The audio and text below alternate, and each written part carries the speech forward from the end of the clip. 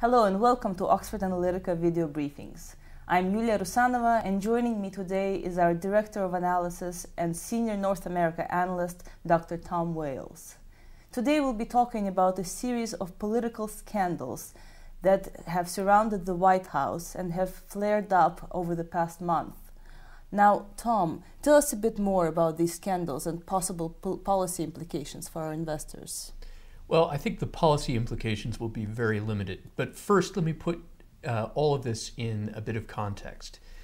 Since 1969, every U.S. administration that has successfully won a second term has experienced an outbreak of controversy over aspects of the policy or its conduct in an office during its first term. So the second term is usually spent dealing with the legacy of the first term. This is true of every single two-term administration. So if you go back, the Nixon administration, of course, had Watergate, which destroyed that administration. The Reagan administration had Iran-Contra, which began in its genesis before the president was reelected, but it was something that he was mostly executed, and he had to then deal with the fallout of during his second term. Bill Clinton, of course, had the Whitewater scandal, which eventually turned into the Lewinsky affair. And that, of course, led to his impeachment, the failure of the Senate to remove him from office, and ultimately didn't affect him very much. George W. Bush, you'll probably not remember, had the Valerie Plame affair, which was the controversy over the outing of the identity of a covert CIA agent, allegedly in retaliation for some political statements made by her husband. This led to the conviction of the chief of staff to the vice president on various charges. Also, not really great policy impact over the long term. There were other things that undid the second half of the second term of the Bush administration. But in that context, what is currently going on with these various scandals? There's the IRS targeting of certain conservative groups, seemingly without any knowledge by the White House. There's the Benghazi affair, which has been a rumbling controversy since the assassination of the U.S. ambassador to Libya last year. And then finally, the AP wiretapping, that is the wiretapping by the administration of the Associated Press in order to investigate some national security-related leaks. All of these don't amount to very much compared to all of these previous scandals. In other words, they're not likely to suck the policy oxygen out of the White House to the point where certain political priorities, national political priorities like immigration reform or perhaps partial fiscal reform later in the year fall prey to these particular events. They're also not likely to damage the president's lasting legacy unless there's some way of linking the president himself to the first two of these scandals, that is the IRS business or the Benghazi affair. Thus far, there's been no indication whatsoever of any presidential involvement.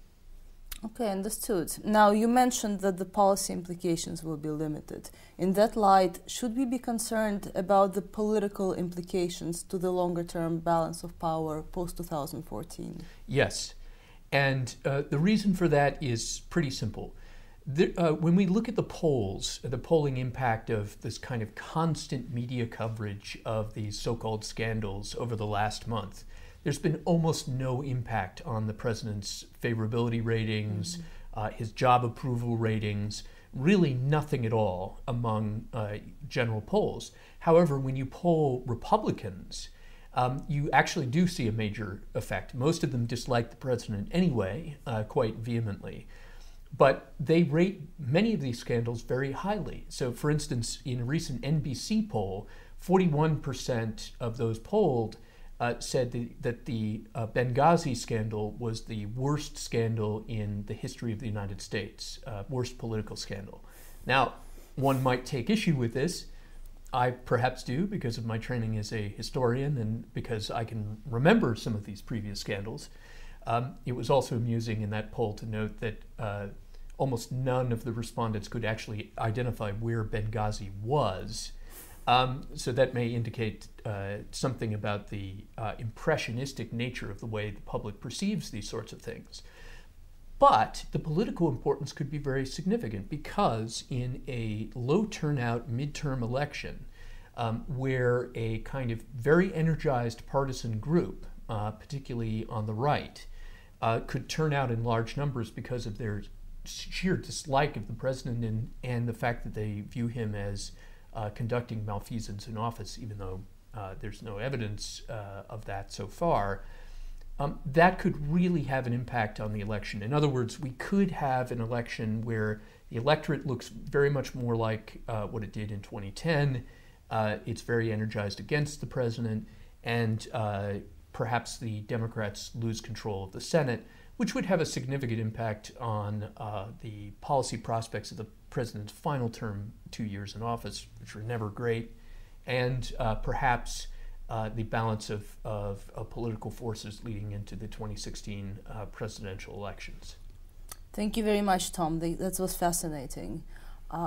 If you're interested in following these particular events, or more generally the geopolitical risks that we cover in Oxford Analytica, please feel free to contact us via our website. This was Yulia Rusanova. Thank you very much for joining us today.